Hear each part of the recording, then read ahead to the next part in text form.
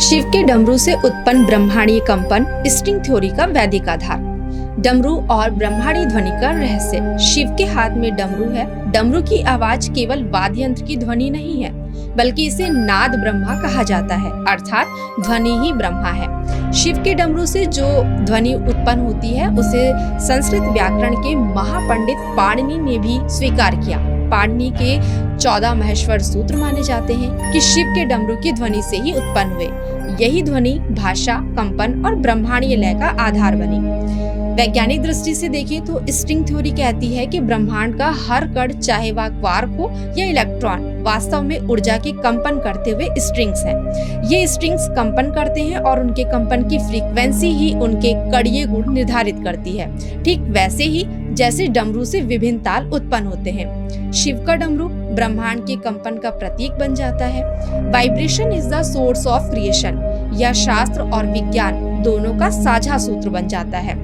शिव का तांडव केवल विनाश नहीं है, यह एक कॉस्मिक क्रिया है जिसमें सृष्टि, पालन और संहार तीनों एक साथ चलते हैं।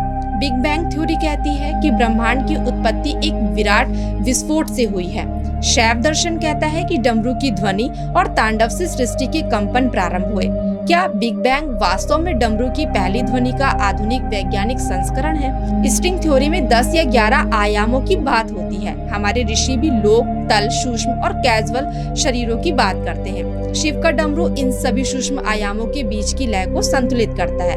यह दर्शाता है कि प्राचीन भारतीय शास्त्र केवल दर्शन नहीं, बल्कि गहरे वैज्ञानिक रहस्य भी समेटे हुए हैं। डमरू के हर स्पंदन में ब्रह्मांड के कंपनों का रहस्य छिपा है।